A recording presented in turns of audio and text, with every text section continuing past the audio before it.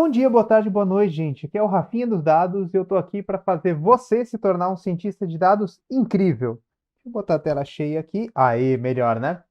Hoje eu tô aqui para falar para vocês sobre o Grid Search. Em vários vídeos aqui, a gente já falou de treinar modelos e tal, e desde o primeiro vídeo aqui do canal, eu comento para vocês que praticamente todo modelo que vocês forem fazer de machine learning tem um monte de parâmetros que você tem que escolher, que são nuances de como esse algoritmo vai treinar, se ele vai dar mais peso para um lado ou para o outro, ou como ele vai fazer uma certa escolha. E nenhum a gente tem como saber de antemão, de cara, qual é o melhor parâmetro desse modelo. Então, a gente vai falar aqui sobre esse método que chama Grid Search CV, de validação cruzada, que é um método muito usado para escolher esses parâmetros. Como descobrir qual que é o parâmetro ótimo do seu modelo. E a gente vai ver que não tem mágica a respeito disso. Esse aqui, em particular, é um método de força bruta. Ele vai fazer um monte de modelos, cada um com um parâmetro diferente, e testar nos seus dados para descobrir qual que é o melhor. E a gente vai ver aqui algumas nuances desse método para a gente saber se essa validação que ele está fazendo para escolher é realmente a que está mais perto dos dados, se não talvez o que fazer se seu conjunto de dados for muito grande, mas a gente vai passando aqui. Aí, como aplicação disso também, a gente vai trabalhar aqui como exemplo a árvore de decisão, que é um dos algoritmos mais simples que tem, para ficar um pouco mais fácil da gente entender aqui o que acontece. E aí a gente vai usar um parâmetro a mais que a gente não usou até então, que chama class weight, que é muito comum aparecer em vários modelos de machine learning, tá? É muito bom para quando você tem classes muito desbalanceadas, quando você tem muito mais zeros do que uns, por exemplo, que é o caso que a gente vai falar aqui. Aí depois eu vou dar uma explicação aqui de como que é a lógica desse grid search CV e o que é legal disso. Eu vou comentar aqui nesse vídeo também alguns outros métodos que não o grid search, por exemplo, randomized search ou Bayesian optimization, que são outras formas de buscar parâmetros, talvez um pouco mais interessantes aí até, apesar do grid search ser muito usado ainda. Eu acho que é um bom método de uma maneira geral, mas todos eles vão funcionar com a mesma lógica. Vai mudar a forma com que é sorteado os parâmetros, mas a lógica de todos eles é muito parecida. Então, entendendo aqui o grid search vai servir para todos. Depois a gente vai aproveitar e visualizar esses resultados, entender ali nessa árvore de decisão, para este conjunto específico de dados, o que está acontecendo um pouquinho. É legal a gente pensar aqui na visualização, porque muito frequentemente, especialmente quando a gente tiver com modelos que não têm tantos parâmetros, a gente pode ver e entender como que esses parâmetros estão se comportando para aqueles dados e às vezes talvez até aprender um pouco sobre esses dados, em termos de complexidade e tal. E por último, a gente vai aqui numa discussão se o grid search é a melhor forma de se fazer uma busca de parâmetros e comentar aqui alguns outros métodos que também podem ser usados para isso. A tela está suja, estou passando o dedo aqui para limpar. E vou mostrar aqui alguns outros métodos, aí neles eu não vou entrar muito a fundo, mas só passar a ideia geral para a gente começar. Bom, bora lá, gente? Vou começar aqui de praxe, importar nossas bibliotecas, importe pandas SPD, biblioteca de tabela, importe matplotlib.pyplotsplt, biblioteca de gráficos, para a gente poder fazer umas visualizações, importe numpy snp, biblioteca para cálculos numéricos de matrizes, de vetores. Isso é de praxe, todo vídeo a gente começa assim. E vamos abrir aqui nosso dataset. DF, nosso data frame, a terminologia típica do Pandas.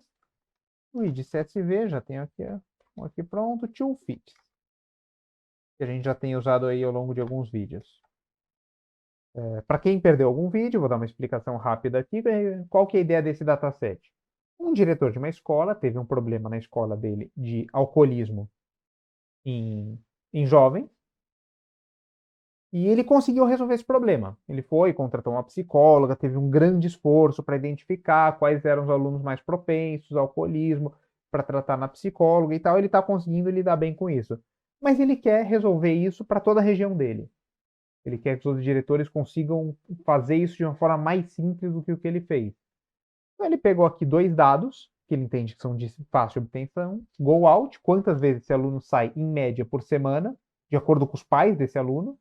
Então aqui vai uma escala de 1 a 5, de 1 a 5 dias aí ao longo da semana. E a quantidade acumulada de faltas desse aluno no último ano.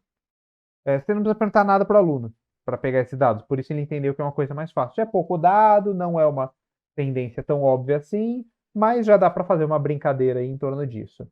E aqui a target, nossa variável resposta, em cima dos alunos dele, que ele sabe, que aquele aluno tem ou não um problema de alcoolismo. E cada linha aqui é um aluno. Então, por exemplo, esse. Sai 4 vezes por semana, faltou 6 vezes no último ano, não tem um problema. Esse aqui também sai 4 vezes por semana, faltou 11 vezes no último ano, tem um problema de alcoolismo. E assim sucessivamente. Então, vamos começar aqui, sem enrolar muito. Colocar aqui numa variável, nossas variáveis preditivas. O que eu estou fazendo aqui? Pegando essa mesma tabela e jogando fora essa coluna, a target. Então, tem só as variáveis que eu vou usar para prever se aquele aluno tem alcoolismo ou não.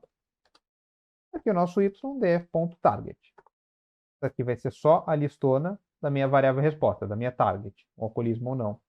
E vamos dividir em conjunto treino e teste. Learn.model_selection import train test split.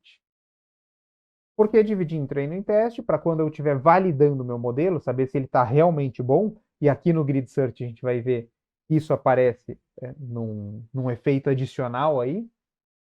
E o modelo está realmente bom. Então vamos lá. XTR, XTS, variáveis preditivas de treino e teste. Variável resposta de treino e de teste. YTR, YTS. É o nosso train test split de X e Y. Test size. Vou falar que é 30% dos meus dados e vou botar aqui um random state. Para se você testar na sua casa, dá mesmo resultado bonitinho. E também dá aqui junto com o meu material de apoio que eu já tenho preparadinho. Treinamos nosso modelinho. Nosso modelinho não, dividimos em treino e teste. Agora vamos treinar o modelo. Learning.tree, import decision tree classifier. Então, learning.metric, import rock ao 6 score. De cara aqui, não vamos para o Grid Search. Vamos treinar como a gente tem feito aqui nos outros vídeos do canal, antes de eu falar de Grid Search, para a gente poder fazer esse contraste do que a gente está fazendo, porque a lógica aqui vai ser a mesma. Então aqui a gente vai fazer uma busca bruta em um único parâmetro da árvore, que é a profundidade dela. É também um indício do quão complexo ela está se tornando para tentar predizer esses dados. Se ela é complexa demais, ela decora os dados. Se ela é muito simples, ela faz uma generalização muito gritante. Comentei sobre isso aqui em algum outro vídeo do canal, vocês podem procurar aí, eu falo sobre isso mais. Mas aqui, vamos direto, vamos testar aqui várias profundidades. E for max depth, para cada profundidade dessas, nessa lista, crio um modelinho, decision tree classifier, max depth. O parâmetro da minha árvore max depth é igual esse max depth aqui, 2, 3, 4, 5. E um random state também, só para a coisa ser reprodutível. Não é obrigado a colocar random state. Não precisa ter esse número. É só tendo random state, toda vez que executo, dá a mesma coisa. dt.fit nos nossos dados de treino. Por que dado de treino? Para quando eu tiver aqui minha métrica de validação, que eu estou usando área sobre a curva ROC, também comento aqui em outro vídeo. É uma validação que não depende do limiar. O meu modelo ele consegue voltar uma ordenação dos alunos mais prováveis e dos menos prováveis de ter um problema de alcoolismo. E o intermediário, ele consegue voltar, entre aspas, uma probabilidade. Não, a probabilidade é um score, é simplesmente uma ordem. Mas aqui a área sobre a curva ROC, ela não depende de onde eu vou colocar esse limiar para falar. Daqui para cima manda para a psicóloga, daqui para baixo não. Ela vai olhar em média para todos, vamos dizer assim. Então, ROC ao 6 score, avaliado nos nossos dados reais e na predição do nosso modelo. Predict proba, para voltar esse score. XTS, Eu quero só a coluna 1. A coluna 0 é o score de não ser alcoolista. A coluna 1 é o complementar, é o score de ser alcoolista. E aqui print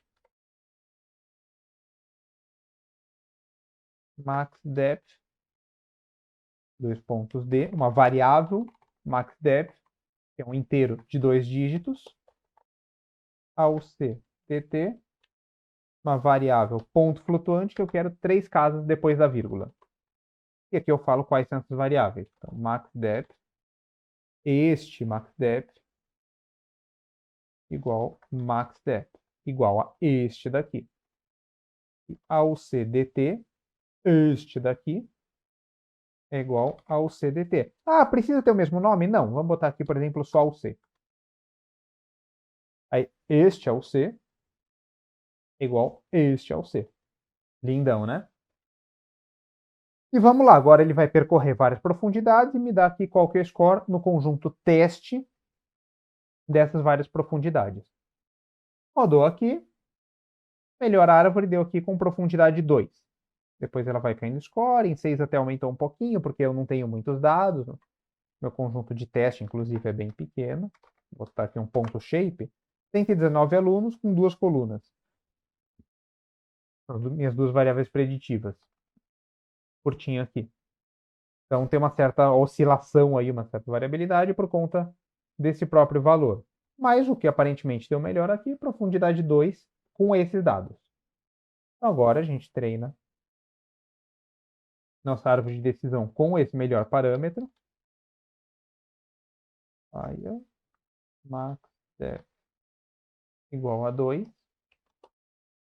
Random state igual a 61 e 58.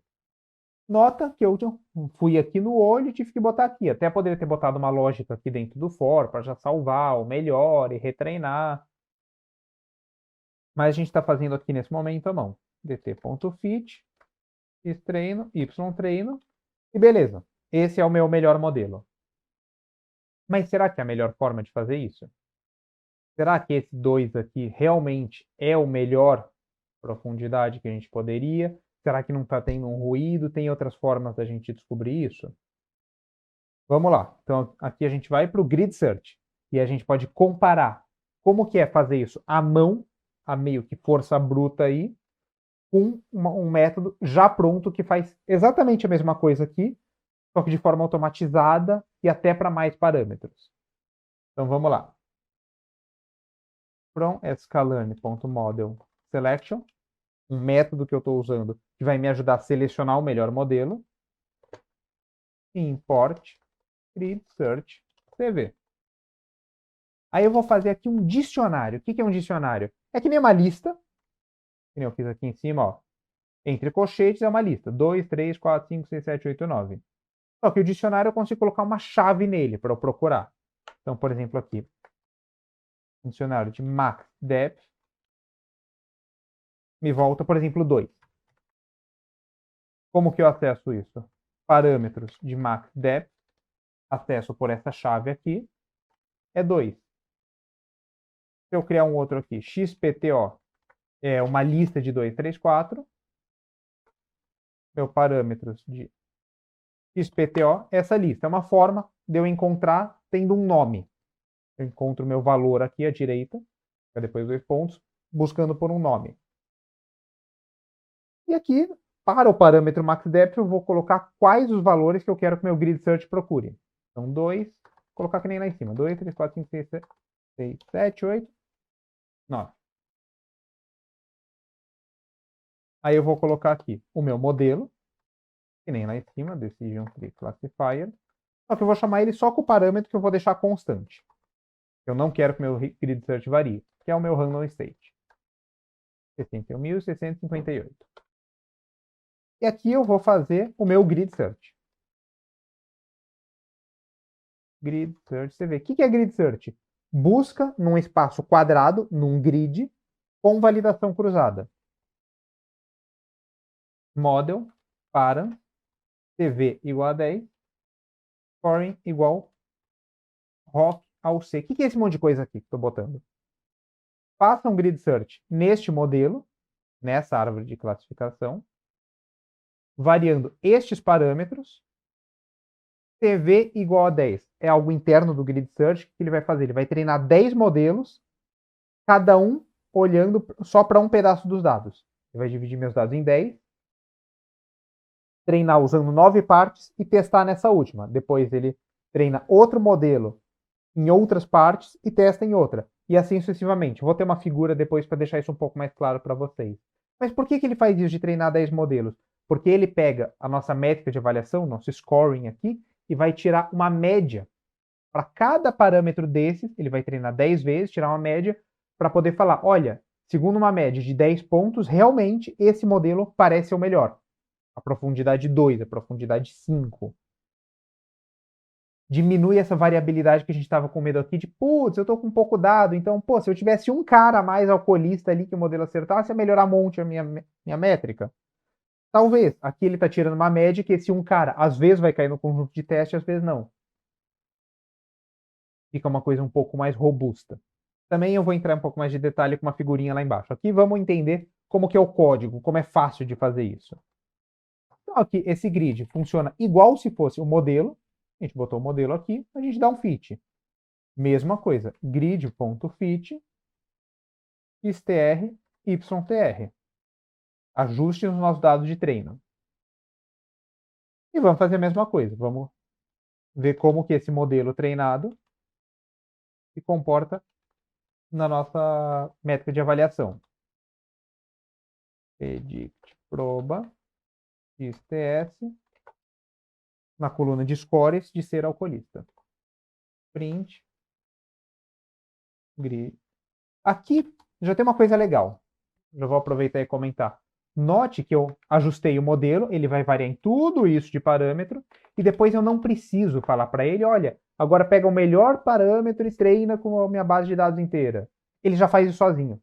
Ele divide nas 10 partes para treinar, tira a média, encontra o melhor, e por último ele já te volta o modelo treinadinho, bonitinho, lindão. E ainda tem uma coisa mais legal ainda. Eu consigo pegar aqui grid.bestParameters. O que é isso? É o melhor parâmetro que ele encontrou. Grid.bestScore. Já vai dar uma coisa legal aqui pra gente. Nessa divisão que ele fez em um monte de modelos para aquele parâmetro fixo, qual foi a melhor AUC que ele encontrou?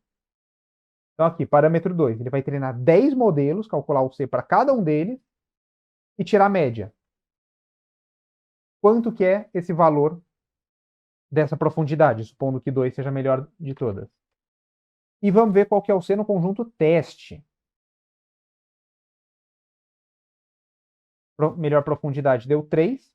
Nos meus dados de treino, tr.shape, que eu tinha 276 alunos, fazendo essa lógica aqui, dividir em 10 modelos, a gente já entra em mais detalhes nela, ele achou a melhor AUC de 75, 0,75. Já nos meus dados de teste, 0,68. Isso é uma regra geral que a gente vai ver. Tipicamente, a minha métrica no conjunto de treino, mesmo sendo com validação cruzada, que ele deixa uma galera de fora e tal, tipicamente ela acaba sendo melhor. Porque ela acaba aparecendo dados do treino, um é um pouco parecido com o outro e tal, dividir de forma meio aleatória, acaba sendo um pouco melhor. Idealmente, essas duas deveriam ser o mais parecidas possível. Mas, em geral, a métrica de treino é mais otimista do que a de teste. Se eu aumentar esse número aqui, ao invés de 10, colocar 100, tipicamente esses números tendem a se aproximar. Acho que 100 eu não consigo porque eu tenho pouco dado. Vou botar aqui 50, por exemplo. Leva um tempão agora para... Aí. Aqui não aconteceu. Tipicamente melhora. Não há uma regra de gravado na pedra. Vou deixar aqui no nosso 10. Mas o que é legal? Nota que é um código mais simples do que esse aqui em cima. Não tive que fazer esse for e treinar o modelo no final e tal. E eu passei esse dicionário aqui de parâmetros. Aqui no caso eu passei 1. Mas eu poderia ter passado mais. Pode ser uma coisa um pouco mais interessante.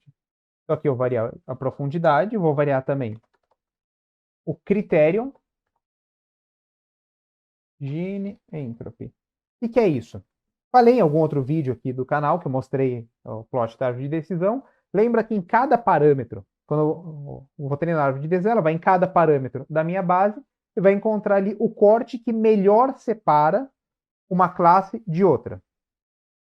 Que mais isola essas duas classes. O que é Gini e entropia? É a fórmula matemática que ele vai usar para falar qual é essa melhor separação. Um tem uma curva, outro tem outra. Um é mais rígido ali para separar uns e zeros, o outro calcula essa rigidez de uma outra forma. Não tem um critério duro ideal para falar, não, para isso o Gini é melhor, para isso entropia é melhor. Depende do caso, uma é melhor, são só diferentes. Quem fez a árvore de adesão já sabia disso e é diferente. Então tem aí os dois disponíveis para você testar. Tipicamente a gente acaba testando num grid search. Class weight, e aí um parâmetro novo, none e balanced. O que é esse outro parâmetro que a gente vai testar aqui? O nosso conjunto de dados, se a gente for ver aqui o ytr.min, tirar uma média sobre eles, ou melhor, para ficar mais claro, total de uns, total de alcoolistas, dividido pelo tamanho da minha base, shape, 0 para pegar a quantidade de linhas. 21% da minha base é de alcoolistas. Isso deve se refletir também para o meu conjunto de teste. 20% mais ou menos. O que isso significa? A base é desbalanceada. Para cada alcoolista, eu tenho outros 4 alunos que não são alcoolistas. Será que o meu modelo não deveria dar um pouco mais de peso, então? No none, quando ele vai calcular essa separação do quão bem ficaram as classes, todo mundo tem peso 1. Quando eu ponho balanced, quando ele calcula essa separação, ele vai dar 4 vezes mais peso para o alcoolista. Então, se caiu um alcoolista para um lado e 4 não alcoolistas para o outro, isso é 4 vezes melhor do que 1 em 1. Ele normaliza isso. E aí os cortes são calculados de forma a dar mais peso para separar a classe de alcoolistas. A classe minoritária tende a se concentrar nas folhas. Isso tem em todos os métodos de árvore. A gente viu aqui em outro vídeo também sobre Random Forest. Também tem esse método de class weight. Ele costuma ser legal testar, pelo menos, para quando você tem bases de dados muito desbalanceadas. A gente vai ver aqui, eventualmente, em algum vídeo do canal. Às vezes você tem bases que você tem 1% só de eventos. Tem pegando essa paralela do alcoolismo, um alcoolista para cada 100 não alcoolistas. É muito difícil do modelo pegar esse cara. E se você põe o none, ele tende a preservar essa má distribuição. Então ele vai falar que a maior parte da base tem scores muito baixos, uma parte muito pequena tem scores mais altos. Às vezes a gente não quer isso. A gente quer uma coisa ali mais bem distribuída, para que faça um pouco mais de sentido na hora da gente encontrar cortes bons. Então é legal, um parâmetro legal da gente testar. Muda muito os scores no final. Mas como a gente está olhando aqui para a ordenação, a gente sabe que o score não é uma probabilidade. Beleza, sucesso. Vamos ver como fica aqui esse grid search. Parâmetro ótimo. Balanced, balanceou as classes. Critério Gini é o padrão da árvore, então aqui ele não mudou nada em relação ao outro. Como que eu sei que é o padrão, Rafinha? Vamos aqui, ó. Documentação. Procura Decision, Tree, Classifier, Scalearn. Biblioteca que a gente usa aqui. Entra na página. Criterion igual a Gini, aparece aqui. Tudo que aparece aqui em cima é o padrão. Se a gente for aqui embaixo, que ele tem a explicação de como é o critério, ele põe aqui default igual Gini. Gini é o padrão. Você pode usar esse outro também chamado entropia. Mas não é o padrão. Aqui a gente testou ele também. Aqui ficou no padrão, não mudou. Melhor profundidade, 2. Bateu o que a gente viu aqui em cima. E olha que legal. Balanceando, melhorou a métrica tanto no conjunto treino, era 75, foi para 75. Deixa eu botar a tela cheia, fica um pouco mais fácil. Aí. E no conjunto teste melhorou um pouquinho. Minha LC foi de 78 para 71. Legal esse parâmetro, hein? Vamos tentar visualizar o que está acontecendo aqui, o que ele fez de tanta diferença? Antes disso, vou passar mais um parâmetrozinho legal aqui do Grid Search. Verbose. Esse parâmetro é meio esquisito. O que ele vai fazer? Enquanto ele está treinando meu modelo, ele vai escrever na tela o que ele está fazendo. Se eu ponho 1, que que é o menor valor possível, ele simplesmente fala, ó, com esse conjunto de parâmetros que você colocou aqui, são 32 candidatos de parâmetros. Como ele está fazendo 10 folds, CV igual a 10, ele vai treinar 320 modelos. Ele treinou aqui, imprimiu melhor, isso levou mais ou menos 2 segundos.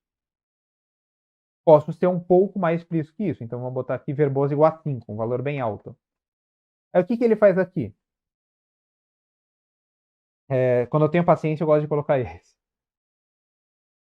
Estou começando a treinar esse modelo aqui. Class weight none, critério Gini, profundidade 2. Terminei de treinar, tem score 079. Agora eu vou começar outro modelo igual, porque para cada conjunto de parâmetros ele vai treinar 10 vezes. Ah, agora deu 667. Vou de novo. Ah, agora deu 720. A média deles, ele computa e fala, ó, para essa combinação de parâmetros, none, Gini 2, a média é tanto. Ele vai para o none, Gini 3. Monte de modelo, média. O legal daqui é que ele vai escrevendo conforme ele vai fazendo. Aqui, como foi a de decisão, foi super rápido. Mas se é um modelo mais complexo, você consegue ir acompanhando. É legal para você ver em que ponto você está. Ele põe lá no final, nosso final. Balanceado, Gini, profundidade 2. Vamos visualizar isso. Aqui eu vou pegar um códigozinho que eu já mostrei em outros vídeos. Nunca cheguei a entrar em muito detalhe desse código. Eu peguei ele mais ou menos pronto e adaptei aqui para o nosso problema. Se você quiser um dia que eu só fale de visualizações possíveis de machine learning, deixe aí nos comentários que eu preparo um vídeo sobre isso. E aqui, os pontinhos são nossos conjuntos de dados. Os alunos que têm problema de alcoolismo saem uma vez por semana, em função da quantidade de faltas. Quem tem problema é bolinha vermelha, quem não tem bolinha azul. Aí aqui, o fundo é o score que esse modelo dá. Aqui a gente pegou nosso modelo de Decision Tree, que a gente não mexeu no Class Weight, e viu o que ele ia falar para todos os possíveis pontos do meu mapa. Então, alunos que saem uma vez, 2 vezes, 3 vezes, para todas as possíveis faltas. Qual que seria o score desse modelo? E colocamos aqui. Então, aqui ele fala que a maior parte dos alunos vão ter score abaixo de meio de serem alcoolistas. Se ao invés de usar o predict proba, usar só o predict, ele ia falar que esses caras vermelhinhos são todos uns e esses todos zeros. A gente já viu que a gente não deveria usar o predict nunca, a gente deve usar o predict proba. E a gente escolheu o melhor limiar, que a gente poderia escolher, por exemplo, aqui, esse azul mais clarinho para frente.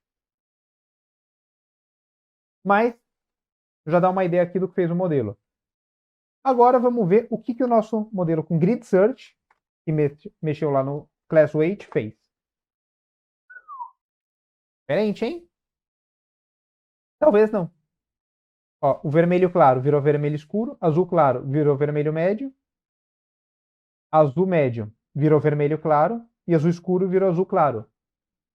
Ele acabou fazendo aqui, nesse caso, os mesmos cortes. Mas lembra que eu te falei, como a base é desbalanceada, ele tende a puxar todo mundo para um score baixo? É isso que aconteceu aqui. Quando eu balanceei, esses scores vieram para cá. Vamos ver de uma outra forma isso? Nem está no meu material aqui, mas dá para a gente brincar. plt.figure, fig size 15,5. Vou dar 10. 15 para ficar aqui com a largura da minha célula. 10 porque aí eu vou colocar um gráfico embaixo do outro, cada um com tamanho 5, para a gente comparar. São números que eu já estou acostumado, que funcionam. Até te recomendo usar esse também. 15,5 quando é um gráfico só, 10 a gente vai colocar 2. plt.subplot. Opa! 2 linhas. Uma coluna, primeiro gráfico. E vou fazer um histograma aqui. dt.predictproba. O meu XTS. Até poder fazer o X inteiro? Não, fazer só do XTS. Vou colocar bin. O que é isso? np.linspace de 0 a 1. Eu já mostro aqui para vocês. Ele vai fazer um vetorzão, uma listona, que começa em 0 e termina em 1. Qual que é o tamanho dessa lista? 10. É isso que ele faz. Se eu botar aqui, por exemplo, 11, ele vai de ponto 1 em ponto 1. Começa no 0, termina no 1, vai de ponto 1 em ponto 1. Vamos botar aqui para ficar mais legível. Beleza. E aqui, vamos fazer a mesma coisa. Subplot, 2 linhas, uma coluna. E agora eu quero o gráfico 2. E aqui a gente vai ver o grid. A gente compara nossos modelos. Ops, é o predict proba. Só da coluna de alcoolistas. Só para lembrar aqui, para não restar nenhuma dúvida, o meu predict proba, ele volta para cada linha de alunos 2 valores. Score de não ser alcoolista, score de ser alcoolista. A gente está pegando aqui só esse segundo valor. Quando a gente põe 2 pontos, vírgula 1. Aqui ele aparece colado o histograma, então eu gosto de colocar aqui um outro parâmetro. rwidth igual a 0.8. Não precisa, só acho mais bonito de se ver. Ficou 2 vírgulas. Aí ele dá uma separadinha entre ele. Olha que legal. As colunas estão basicamente do mesmo tamanho, porque ele fez os cortes no mesmo lugar. Não é sempre que isso acontece com o class weight, ele pode mudar muito o modelo. Nesse caso, ficou no mesmo lugar. Então, são aqui os mesmos lugares de colunas, mais ou menos. Só que olha que barato. O de cima aqui, que é com o class weight none, ele não dá peso para as classes, todo mundo ficou jogado para a esquerda. Quando eu ponho o class weight balanceado, ficou mais distribuído entre o 0 e o 1. E isso é uma coisa que sempre vai acontecer nos modelos. Quando você põe class weight balanceado, ele tende a deixar os scores mais esticados, mais bem distribuídos entre 0 e 1. Enquanto se você põe o none, ele vai ficar acumulado de acordo com a proporção que essas classes têm. Se for meio a meio não faz diferença. Mas muito comumente não é. Nos nossos problemas. E aqui, eu já deixei um textinho pronto. Qual desses modelos que eu deveria usar? Um deu melhor na UC, mas os scores são basicamente os mesmos, a gente viu. É simplesmente porque na UC acaba fazendo uma ordenação que tem mais lógica aqui. Estão mais esticados os scores, estão mais separados de acordo com o que faz mais sentido. Então, qual que eu deveria usar? Esse aqui que deu um score melhor? Se você não tem como falar nada, sim. Mas se você tem acesso ao pessoal de negócio, vamos ver o que faz mais sentido para eles. Pega esses 2 scores e pede para eles validarem. Esses números estão fazendo sentido? É o que é mais fácil para você trabalhar? Pensando aqui numa priorização, que a escola vai ter um psicólogo, vai pegar ali os 15 alunos mais propensos e mandar para a psicóloga, os 2 modelos são a mesma coisa. Agora, se eu vou passar os números para a escola e poder trabalhar com esses números, vale a pena ver com eles, ver o que faz mais sentido. Nesse caso, eles são equivalentes. Mas não necessariamente o melhor score é o melhor modelo, porque eles não vão olhar para a UC, que é uma coisa muito de ciência de dados. Aqui é bom para a gente ver ali, ter uma ideia de onde estão os melhores parâmetros, quando a gente faz esse grid search. Mas para o negócio, às vezes eles vão olhar para uma outra coisa. E, se possível, é interessante a gente fazer uma métrica, ao invés de usar o C, a gente constrói uma métrica que é o que faz sentido para eles, que é o que vai olhar, por exemplo, para lucro, para quantas compras daquele produto, para quantos alcoolismos eu evitei na minha escola, quantas fraudes eu preveni, fazer uma métrica que faça sentido de acordo com o uso deles. E eu até posso falar em alguma outra aula aqui, vocês deixam nos comentários se vocês quiserem. No Grid Search eu posso fazer uma métrica personalizada. Ao invés de olhar para o AUC, ele vai maximizar algum outro número que eu queira. Qualquer um que eu queira. E vamos entrar aqui agora. Como funciona o Grid Search? Aqui eu já deixei uma imagenzinha pronta para a gente brincar. Como funciona aqui? Vamos supor que tem 2 parâmetros. Por exemplo, lá, profundidade e balanceamento. Ele vai pegar esse primeiro parâmetro, por exemplo, profundidade, 2, 3 e 4. Vamos olhar aqui, como se fosse o parâmetro 2. 2, 3, 4, 5. E vai dividir num espaçozinho. Profundidade e Gini. Profundidade e balanceamento. 2, 3, 4. Não balanceado, balanceado. E aqui eu do meio alguma outra coisa, por exemplo. Esses são os parâmetros que ele vai testar, essas combinações. Ele vai para esse ponto aqui. Vamos pegar esse daqui, profundidade 3 e balanceado. Aí nesse ponto ele vai treinar 10 modelos. Como que ele treina esses modelos? Aqui no exemplo que eu dei ele vai treinar 5, na verdade. É como se o CV tivesse 5. Ele vai pegar nosso conjunto de dados, dividir em 5 partes, 5 caixinhas.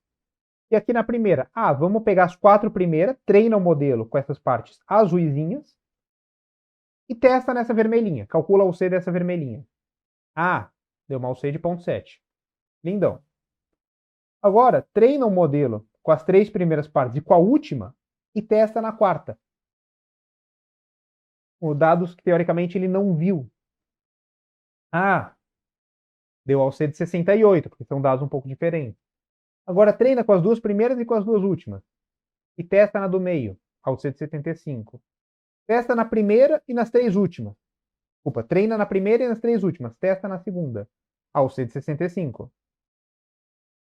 E agora treina nas 4 últimas e testa na primeira, ao C de 66. Em média, esse parâmetro aqui, profundidade 3, balanceado, deu uma UC de 68, por exemplo.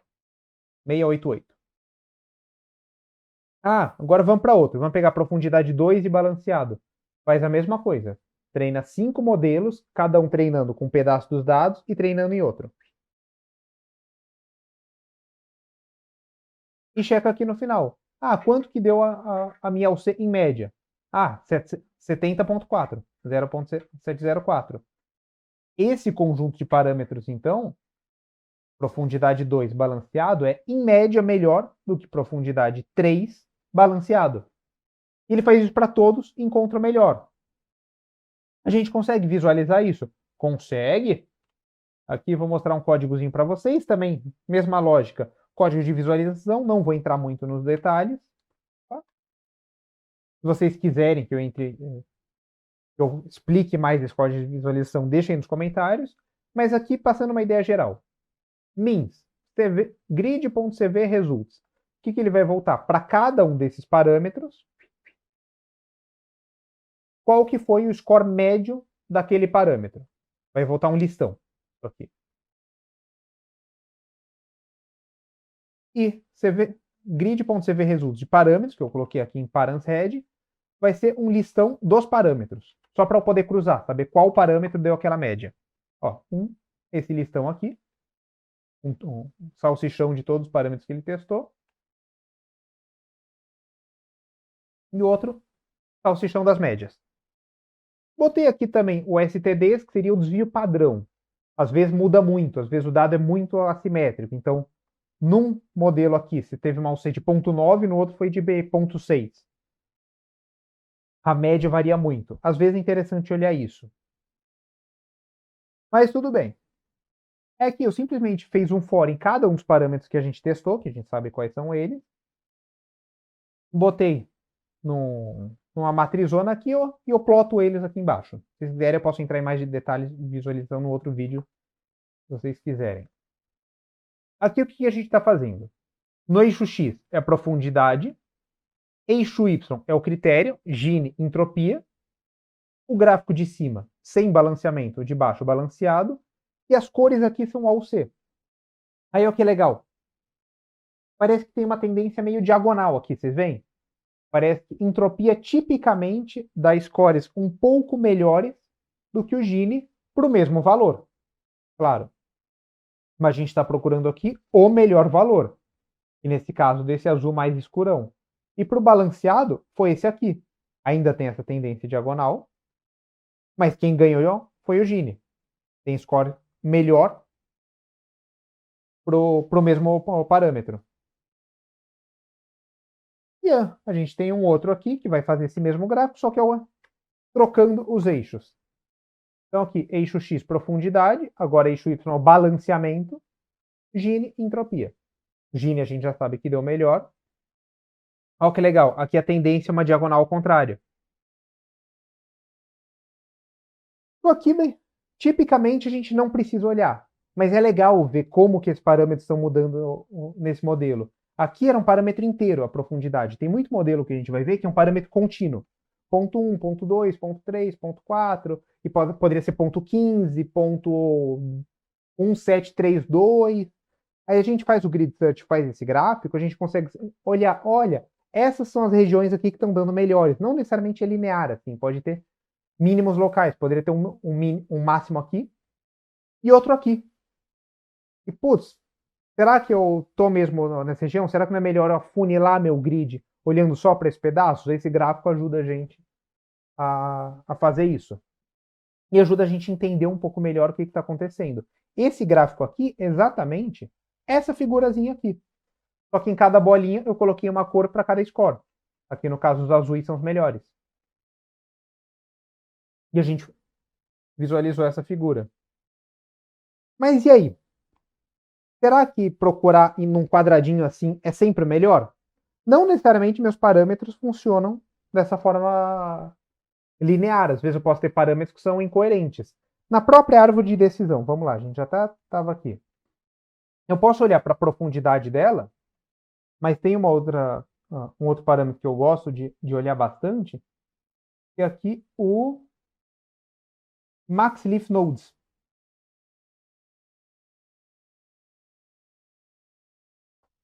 Esse daqui, que é quantas folhas essa árvore vai ter.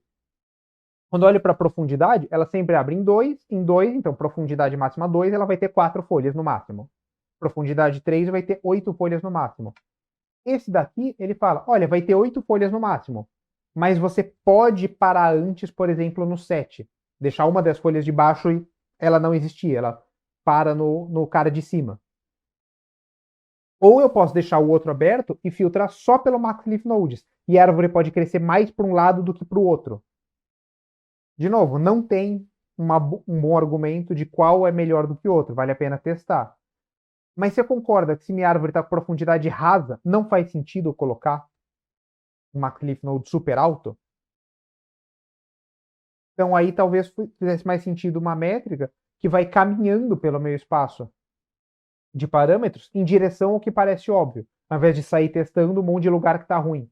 Aqui mesmo, por exemplo, já estou vendo aqui de cara que, putz, max depth alto tá ruim para tudo, para Gini, para entropia, para balanceado, não balanceado. Eu precisava, se eu vi isso no 8, no 7, eu precisava ter testado o 9, o 6, o 5. Tá horrível. Então aí tem outros métodos que podem ajudar isso. Um deles, ele não faz exatamente isso, é o Random Search CV. Vou botar aqui o código dele para a gente testar. Randomized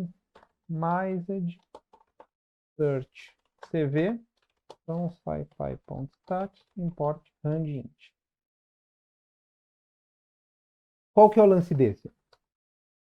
Ao invés dele olhar nesse quadradinho, eu vou falar para ele, olha, testa com essa distribuição de probabilidade.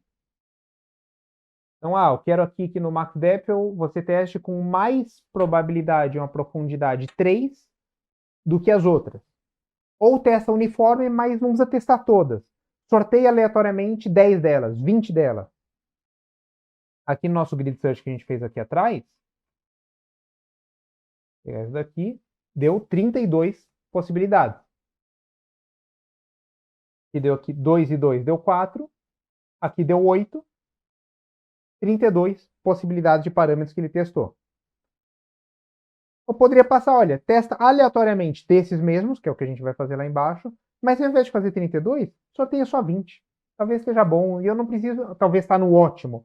Se eu tiver um cheiro da região que está ali o ótimo, depois eu testo só um grid 4x4 ali nesse pedacinho. Então vamos ver como que ele funciona. Aqui eu usei scipy.stat, é uma outra biblioteca Python, que vai falar, sorteia números inteiros aleatoriamente.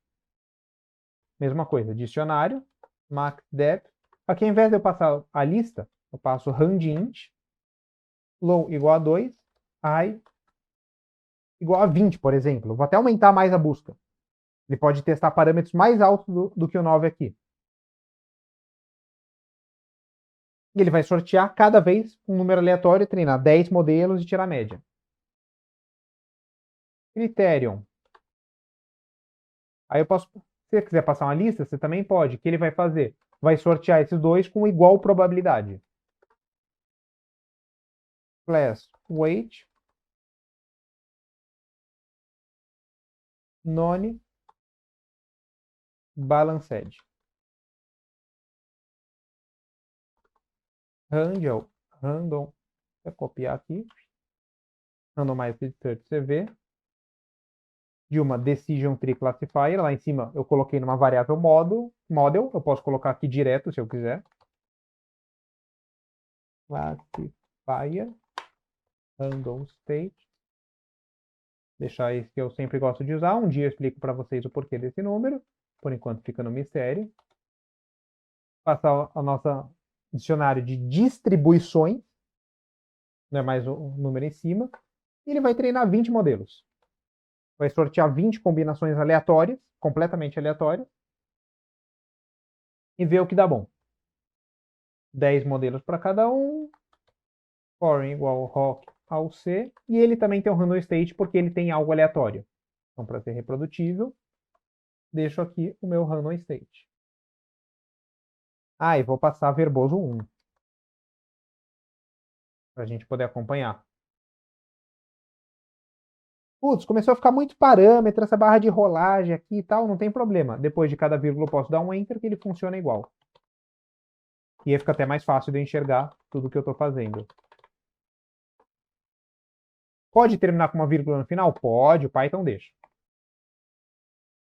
Pega isso aqui, ajusta, sorteia essas combinações de parâmetros e ajusta nos meus dados de treino e teste. No final ele também vai treinar um conjunto, um modelo com todos os dados no melhor parâmetro que ele encontrar. Ao C, rock, ao C, score. Meus dados de teste. Rand.predict proba. Meus dados de teste. 2.1. E vou printar esse cara aqui. Print rand.best para rand.best score e a minha UC. O que ele encontrou no conjunto de treino, o que ele encontrou no conjunto de teste e os melhores parâmetros. Turururu. Errei o nome disso daqui, parandist. Não tem aquele segundo S. Aí, encontrou igual que a gente tinha visto. Na verdade, ele mudou o critério aqui, é barato. Ele deu não balanceado, porque ele não deve ter sorteado o balanceado com critério Gini, com a mesma profundidade. Vamos comparar aqui com com o nosso grid que a gente tinha feito. Aqui é grid best params, grid best score e o AUC do grid, tá? Tinha dado balanceado, deu diferente, critério deu diferente, profundidade diferente. E olha que barato, a métrica do treino, esse aqui deu um pouco melhor. Mas no teste, putz, deu igual. Os dois modelos em termos de AUC são a mesma coisa. Vamos até ver aqui como que este modelo fica em termos da nossa superfície de decisão aqui, desse nosso corte.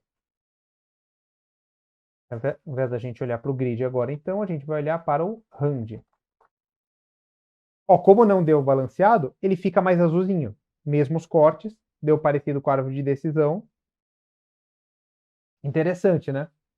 E um outro que a gente pode olhar também, que esse é mais powerful, vamos dizer assim, é o Bayesian Optimization. O que é isso? Ele também é aleatório, só que não é completamente aleatório. Ele vai fazer, tem nosso passo de parâmetros, ele vai sortear alguns pontos no início de forma completamente aleatória, com a atribuição inicial que a gente vai passar, e vai checar, olha, para onde que esse ponto está apontando? Para onde que parece que eu estou crescendo no meu score? Ah, para cá, por exemplo, para essa região aqui.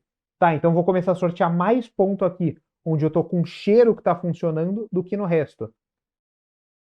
Não, isso não tem pronto no scikit-learn, isso é estado da arte hoje de machine learning. Existe pesquisa acadêmica da melhor forma de se fazer isso, mas já está sendo começando a ser utilizado bastante na indústria, tá? Aqui isso é uma biblioteca, não é a única que faz isso.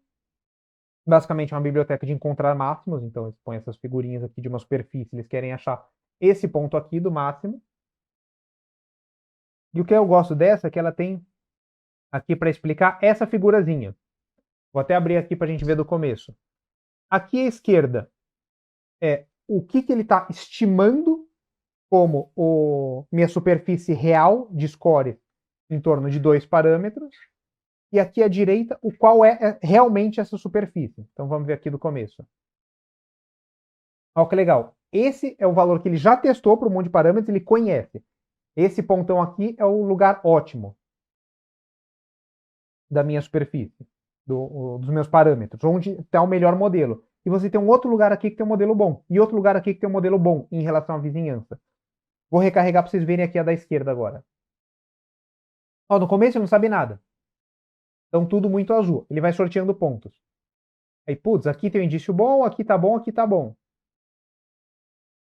Aí, ó, ele começa a concentrar um pouquinho mais o sorteio dele aqui.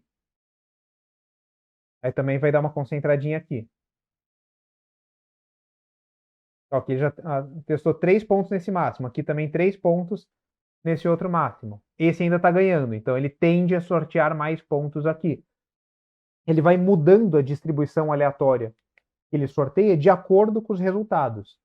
Se você tem muitos parâmetros, é uma crítica que eu escuto falar bastante desse método, é que acaba ficando lento, ele demora para adaptar essas distribuições, mas tem tido muito progresso nisso. Então, depende do caso, é uma biblioteca legal para ser usada se você precisa ali do ótimo do ótimo. Dica de mercado. Que é uma coisa super comum que o pessoal fala em congresso de machine learning e tal. Onde você mais melhora o seu modelo? Conseguindo bons dados. Então, aqui no nosso caso, nosso diretor de escola pisou na bola. Ele construiu uma base com só 2 dados.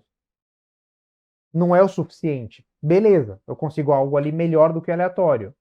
Eu consigo tirar um insight aqui que, putz, se o aluno sai muito e falta muito, especialmente se ele sai muito, ele tem muito mais propensão a ter um problema de alcoolismo do que quem não sai nunca. Até meio óbvio, não precisava de um grande modelo para isso. Que era uma coisa melhor? Putz, a gente podia olhar se esse aluno tem problema de relacionamento com os pais, se ele namora ou não, se ele vai querer ficar se exibindo para a namorada, como que estão as notas dele, se as notas estão crescendo com o tempo, diminuindo com o tempo. Isso é uma forma muito melhor de otimizar o modelo do que você ficar procurando super parâmetro. Dado que você não tem mais como otimizar o modelo, aí vem para a segunda etapa que chama Feature Engineering. Pô, será que eu não consigo, a partir desses parâmetros, dessas variáveis, criar uma outra que é mais interessante, mais intuitiva, mais racional para o meu problema? Por exemplo, eu poderia pegar o nome do aluno e tentar descobrir a família dos pais dele.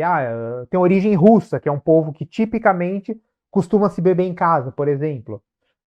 Poderia ter um problema aí de viés, de preconceito contra determinada etnia. Isso é verdade. Mas, depende desse caso, você poderia tentar tirar algum título, alguma coisa, que possa te indicar melhor uma variável para esse modelo. Criar uma variável que não era óbvia de origem. E passando para as feature engineering, a última coisa que a gente faz é encontrar o super parâmetro. Então, tipicamente, um grid search, você testa alguns parâmetros ali e olha, aqui está mais ou menos bom, tá ótimo. Para você começar, para ter um teste.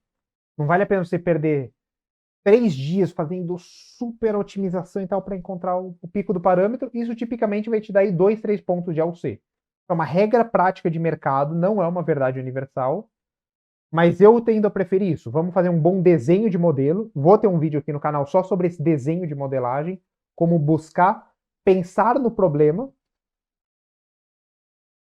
antes de sair fazendo o supermodelo. Mas aqui, por exemplo, nesse exemplo aqui, putz, se eu tivesse nesse lugar, ao invés desse, ó, eu ia passar aqui, vamos ver as cores, de 1.8 para 2.1. Melhorando aí 15%. Tá, é bastante. Mas não é isso que faz a diferença crucial. Tem muitos outros passos que saem da nossa função como cientista de dados, inclusive, que, putz, Fiz aqui um modelo de propensão. Isso agora vai para uma equipe do marketing que vai pensar como eles vão mandar e-mail para pessoas diferentes dessa lista. Eles podem escrever um e-mail diferente e isso pode ter um impacto tão grande quanto a performance do modelo em si. Então, isso mais uma ideia geral aqui, uma dica geral. E agora, por último, só para fechar aqui, vou mostrar para vocês como fazer à mão esse grid search, para mostrar, não uma coisa que normalmente eu vou fazer aqui nesse canal, tá? Mas para vocês verem que, nesse caso, o grid search é muito parecido com o que a gente fez lá em cima. Então, vamos lá. From sklearn.model selection, de novo, algo que eu uso na seleção de modelos, vou importar o parameter grid. Parameter grid. Vamos ver o que esse cara faz. Parangrid igual parameter grid dos params. Params é aquele que eu passei para o grid search lá em cima, tá? Esse aqui, para MaxTest, testa essas profundidades, para o critério Gini entropia, para class weight, none balanceado. Todas as combinações disso. O que esse cara faz? Ele voltou um parameter grid. O que é isso? É um iterador. Então, para cada parâmetro nesse grid, dois pontos, printa o parâmetro. O que ele faz? Ele faz esse salsichão aqui. Ele já vai gerar para mim um iterador que tem todas as combinações de parâmetros possíveis, que se eu botar num forzinho, eu consigo ir testando eles um de cada vez. Tá, preciso disso, mas eu também falei que o grid search, ele, para cada um desses, vai treinar 10 modelos, dividindo meu conjuntinho em 10 partes iguais. Como é que faz isso? Também tem uma outra função pronta para isso. Dentro do scikit-learn, ele usa as funções prontas dele próprio. Então, escalando.model selection, de novo, import stratified kfold. Kfold vai dividir em 10 folhas, 10 partes o meu conjunto, em K partes. O que é estratificado? Eu estou garantindo que a minha concentração de targets é mais ou menos igual em todas elas. Então, tenho 20% de eventos. Em todas esses pedacinhos que eu dividi aqui, ele vai garantir que tem mais ou menos 20% de eventos.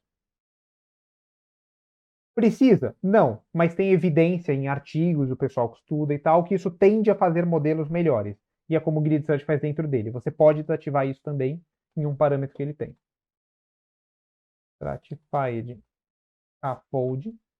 Inclusive no Grid Search, comento aqui se vocês tiverem interesse, você pode inclusive você falar quais são as folhas que ele vai usar para treinar e testar. A mão ali. NSplit igual a 10, porque lá em cima a gente botou CV igual a 10. Como que isso vai funcionar? For train index. Test index em kfold.split x-treino, y-treino. O que ele vai fazer? Divida o meu x-treino e o meu y-treino. Em, primeiro, um conjunto de 9 partes para treino, 9 partes azulzinhas aqui, e uma para teste. O que é isso? É o índice da minha coluna, o índice da minha linha, o número da linha das partezinhas azuis e aqui da parte vermelha. E aí eu separo num fold de treino, fold de teste. O que é isso? Str.iloc pega a minha linha pelo número dela do meu treino. Str.iloc test index. Esse aqui são as minhas variáveis preditivas azuisinhas. Essas daqui. Esse aqui, minhas variáveis preditivas vermelhinhas. E eu posso fazer a mesma coisa aqui para minha target.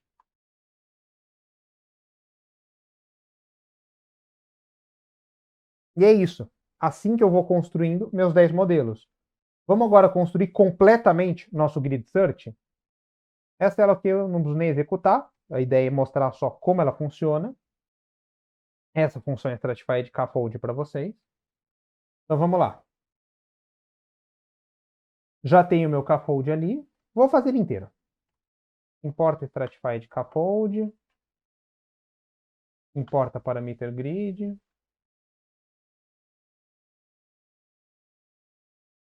Faz minha combinação de parâmetros.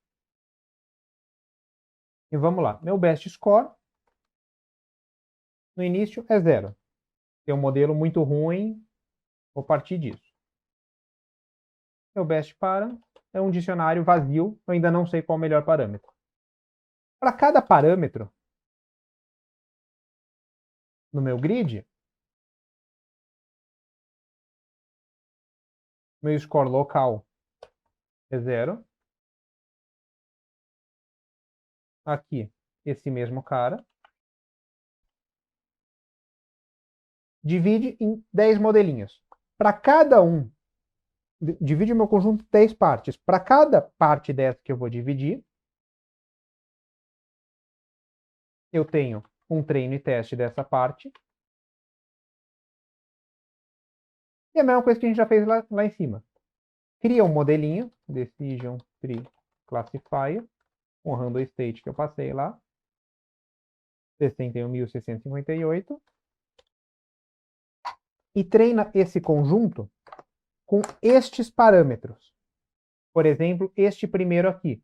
Como que eu passo esse dicionário aqui entre colchetes como parâmetros para o meu modelo? Funciona sempre em Python. Estrela, estrela e o nome do dicionário. Param. Ele vai passar class weight, o argumento class weight com esse valor, o argumento criterion com esse valor, o argumento maxdepth com esse valor.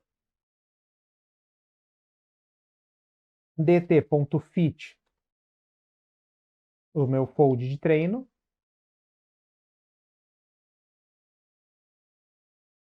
Opa. E o meu score local, ACC de acumulado, recebe ele mesmo, acumula esse score com a minha UC. YTSF dt.predictproba TSF coluna 1. A gente já está acostumado. Depois de fazer isso essas 10 vezes, para todos esses folds nessa escolha de parâmetro, o meu score médio é ele dividido por 10. Porque eu passei aqui, esqueci de botar essa linha, 10 folds. Então, ele vai fazer esse for aqui, vai correr em 10 divisões no meu conjunto. Toma a média, divide por 10. Agora, se esse acumulado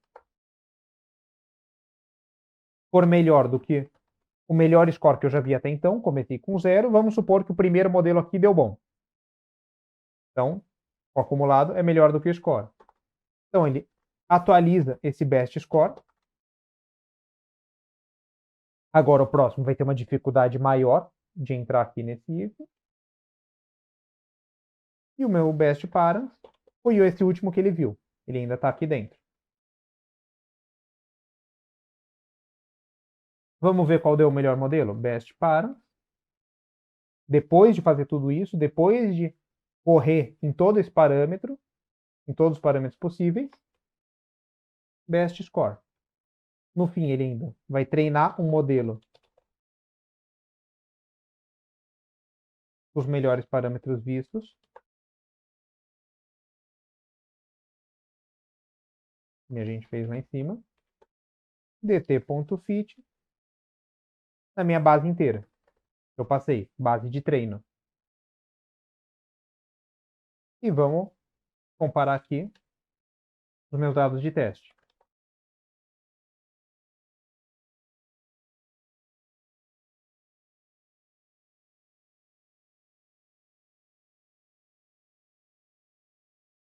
Isso. Opa!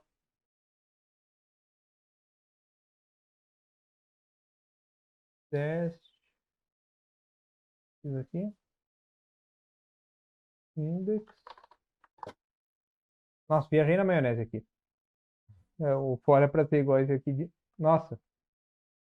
test index in. Aí. Isso aqui não faz nada, na verdade. Aí. Vamos ver isso daqui. Botei um F maiúsculo aqui. F é para ser minúsculo. Programação é assim. Nunca acerta na primeira vez. Olha que legal. Deu igual. Vou até pegar aqui em cima. Ser comparado do meu grid search. Balanceado, Gini, profundidade 2. Ao C, durante o meu grid search 77, ao C do conjunto teste 71. Esse código aqui é exatamente o que o grid search tem dentro dele. E olha que barato. Vou pegar aqui em cima exatamente o código que a gente tinha botado lá na primeira célula, que a gente fez. Ah, vamos fazer a mão e tal. O que a gente fez aqui? Pega um parâmetro, varia ele. Para cada possibilidade desse parâmetro, treina o modelo e teste. O que a gente fez aqui? Pega os nossos parâmetros, varia eles. Para cada um desses parâmetros, divide o meu conjunto várias vezes, faz um modelo, treino e vê a média desse score. É a mesma coisa que a gente fez aqui, só que aqui a gente printou na tela, aqui ele fez automático por debaixo dele. Esse é exatamente o código. Não é uma coisa super profunda em termos de programação. Mas mesmo assim, mesmo sendo uma coisa que um programador raiz poderia falar, não, mas isso eu faço à mão e tal, isso é sossegado, já tem pronto. Essa é a lógica de toda a programação moderna, inclusive de todo machine learning. Não importa se é fácil. Se todo mundo usa, já tem uma funçãozinha pronta. E é daí que a gente vai seguir em todas as aulas daqui para frente. Então, deixa o like aí se você curtiu o vídeo, passa para alguém que você acha que gostaria de ver essa explicação aqui também sobre Grid Search, esses exemplos práticos de como a gente usa o Grid Search. E deixa um comentário se você quer que eu fale aqui sobre alguma outra coisa. E é isso. Valeu, gente. Brigadão e até a próxima.